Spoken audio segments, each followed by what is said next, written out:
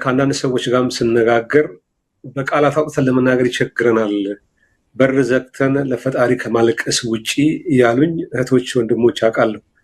ከለቅሶስ ባሻገር ለቅሶ ብቻ የመፍትሄው አካል ወይም እንደው የምንፈልገውን ስርዓት ይተክልናል ወይ፣ ከኛ የሚጠበቅ ነገር የለም ወይ የሚል ጥያቄ ይነሳል።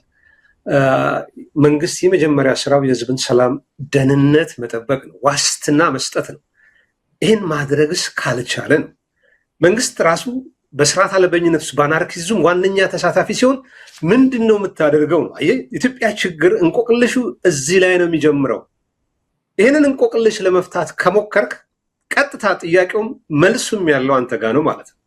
አንተ ጋ ስል ሁሉንም ኢትዮጵያዊ ጋ ነው ያለው። መንግስት ስርዓታዊ መዋቅራዊ በሆነ መንገድ የሃይማኖት ግጭት፣ የብሔረሰብ ግጭት በይዞታ በተለያየ መንገድ ህዝብ እንዲጋደል ይፈልጋል።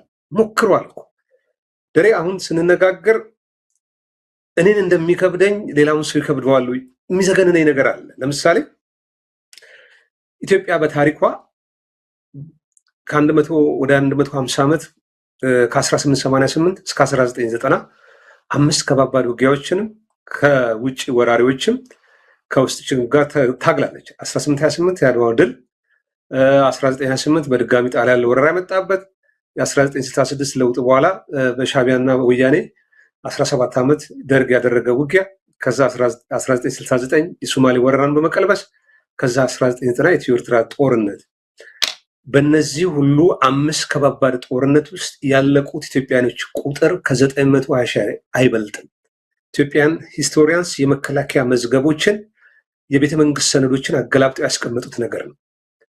ከ2010 በኋላ አሁን እስካለንበት በዚህ 8 ዓመት ውስጥ ያለቁት ዜጎቻችን ቁጥር ወደ 2 ሚሊዮን ይደርሳል። በ8 ዓመት ደሬ የወደመውን ንብረት በቢሊየን ደረጃ አሁን ወደ ትሪሊየን ዶላር አድጓል። ይህንን ማን ይስራው? የአማራ መማክርት ጉባኤ በአማራ ክልል ያጠና የተወሰነ ነገር አለ። ከወያኔ ጋር በነበረው ከ2013 እስከ 2015 በነበረው ጦርነት በ2 ዓመት ውስጥ ብቻ 10 ቢሊዮን ዶላር የአማራ ማህበረሰብ ከስሯል። 5000 ትምህርት ቤቶች ወድመዋል። ያው በዛች ጦርነቱ እንግዲህ ቀጠለ። 5 ዓመት ሆኖ ማለት ነው። ከፋኖ ጋር የሚደረጉ ውጊያዎች የአማራ ክልል እንዴት እየደማ እንደሆነ ተመለከተ። ትግራይ እንዴት እንደደማች፣ ኦሮሚያ እንዴት እንደደማች። ብልጽግና በዚህ 8 ዓመት ውስጥ ችግሮችን እየቀነሰን የመጣው ችግሮች የተወሳሰቡ እየጨመሩ ነው የመጡት። የብሔር ብሔረሰቦች ግጭት፣ የሃይማኖት ግጭቶች እየቀነሱን የመጡት እየጨመሩን የመጡት።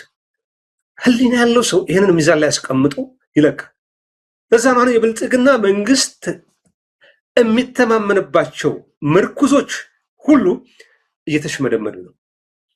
በማታለል በማጭበርበር ሊጠቀምባቸው ከነበሩት መካከል ምርጫ ቦርድ ነው። ምርጫው እንደምታየው የጨበራ ሆኖ ዓለም አቀፍ ማህበረሰቡም ዲፕሎማቶችም ሚዲያዎችም አጣጥለውታል። አንድን ሰው ለማንገስ የተደረገ ሩጫ ነው። አብይ ከራሱ ጋር የሮጠ ሰው ነው። በኦሮሚያ ክልል ምርጫ አልተደረገም። በአማራ ክልል 90% ውጊያ የሚካሄድበት ቦታ ላይ ምርጫ እየተካሄደ ከ100 በላይ ቦታ ላይ በፋኖ ኃይሎችና መከላከያ ሰራዊት ውጊያ ይካሄድ ነበር። ደቡብ ነው። ዘይሴ ላይ ብቻ ነው እውነተኛ ምርጫ የተካሄደው።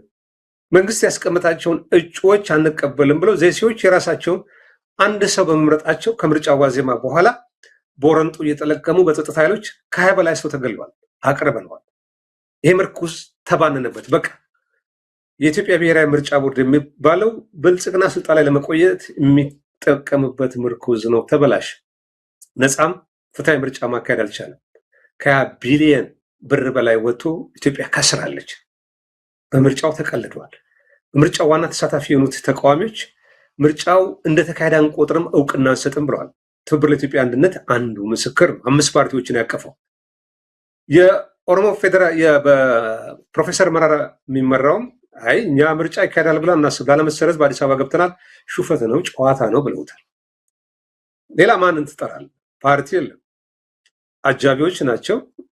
ሙሽራውን የሚያጅቡ ሚዜዎች ናቸው። አብንና ኢዜማን እንደ ፓርቲ መጥራት አንችልም፣ አጋር ፓርቲዎች ስለሆኑ። እንግዲህ ሌላኛው ምርኩዝ ደግሞ ሰብአዊ መብቶች የሚባለው ነው። ኢትዮጵያ ሰብአዊ መብት ኮሚሽን የሚባለው እሱም ከሰመ። ዶክተር ዳንኤል ይመሩት በነበረ ሰዓት በተወሰነ መልኩ የሚፈጸሙ የመብት ጥሰቶችን በማጋለጥ ይታወቅ ነበረ። ክብር ነበረው። እነ ዳንኤል እነ ራኬል ከሄዱ በኋላ ብርሃኑ አዴሎ የሚባል የኢህአዴግ ካድሬ በሙስና ተወንጅሎ ሳይከሰስ በዝምታ የታለፈ ሰው አብይ ዛሬ አስቀምጦት የአርሲዎችን ጭፍጨፋ ሃይማኖታዊም ዘር ተኮርም አይደለም 2 ሰው ነው የሞተው ብሎ ሲቀልድ የነበረ የመብት ተቆርቋሪ ድርጅት ነው። ይህም ከሽፏል።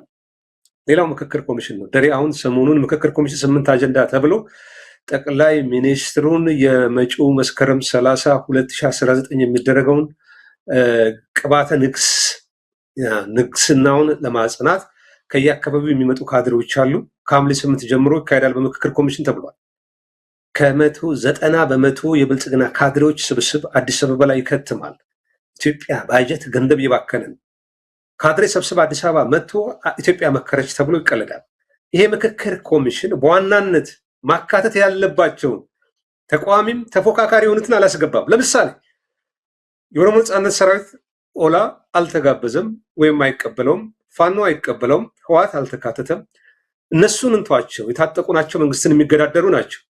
ያልታጠቁት በሰላማዊ ህጋዊ ትግል የሚያምኑ የፖለቲካ ፓርቲዎች እናት ፓርቲ፣ መኢአድ፣ ኢህአፓ ሌሎችንም ብንጠራቸው ይሄ ምክክር ኮሚሽን ሁሉን አጀንዳ የሚያካትት በገዢው ፓርቲ የተጠለፈ ነው ብሎ ያምናል። ኦፌኮ፣ የኦሮሞ ፌዴራሊስት ኮንግረስ፣ ሌሎችም ኮኮስ የሚባል የሲዳማ ንቅናቄ፣ ሌሎችም ከዚህ የምክክር ኮሚሽን ራሳቸውን አግልለዋል። ታዲያ ጥያቄ ያላቸው ፉክክር የሚያደርጉ ግጭት ወይም ደግሞ የህዝባችን የመብት ትግል እናደርጋለን የሚሉ ሰዎች ባልተጋበዙበት ሁኔታ የጠቅላይ ሚኒስትሩን እድሜ ምናልባት አሁን ካለው ወደ ፕሬዚዳንሻል ለማሸጋገሩን ሌላ ብዙ ምክንያቶች አሉ። 8 አጀንዳ አምጥቶ ኢትዮጵያኖች እዛ ላይ እንዲረባረቡ አዲስ አበባን ድሬዳዋን ታመጣና በህዝብ መካከል የነበረውን አንድነት ወይም የትግል ትብብር ልክ ውሻ አጥንት ስትጥልለት እርስ በርሱ እንደሚደባደበው አይ ድሬዳዋ ኦሮሞ ነው፣ ድሬዳዋ የሶማሌ ነው፣ ድሬዳዋ አዲስ አበባ አማራ ነው፣ የኦሮሞ ነው እያልክ ፍትጊያ ውስጥ ትገባል። እነዚህን አጀንዳዎች በ4 ዓመት ሰብስቤ ለኢትዮጵያ አዲስ ቀን እየመጣለት ነው፣ ከጠቅላይ ሚኒስትሩ አዲስ የስልጣን ሽግግር ጋር ተያይዞ ኢትዮጵያ ትመነደጋለች፣ ከዳመና በላይ ትቀስፋለች የሚል ነው። ይህም ህዝቡ ባነነቶ ምክክር የሚባለውም አብይ ከካድሮቹ ጋር የሚመካከርበት እንደሆነ የታወቀ ነው። ሌሎቹን አልዘረዝርልን። ዋነኛው ምርኩዙ ደግሞ የጸጥታ ተቋሙ ነው። በጸጥታ ተቋም ውስጥ ያለው የመከላከያ ሰራዊቱ በዚህ 8 ዓመት በነበረው የእርስ በርስ ጦርነት ተዳክመዋል፣ ዝሏል። ደሬ ከህወሓት ጋር በነበረው ጦርነት ያለቀውን የሰው ኃይል ጀነራል አለምሸት ትላንትና ስማቸውን ስለዘነጋሁት ይቅርታ በቅርቡ ባቀረቡት ጥናታዊ ጽሑፍ ላይ አንስተዋል። ከባድ ነው ብለዋል። በገደምዳሜ ደርግ በ17 ዓመት ባደረገው ጦርነት የተበደረውን $11 ቢሊዮን ስንት ትምህርት ቤት እንደሚሰራ ሲገልጹ ነበር። ያንን በ4 እጥፍ አድርገው በ8 ዓመት ውስጥ የሆነውን ወደ $50 ቢሊዮን ወይም ወደ ትሪሊዮን ይሆናል። በዚህ 8 ዓመት ውስጥ በጦርነት ምክንያት ያጣል። ይሄ ትሪሊዮን ስንት ትምህርት ቤት ይገነባል?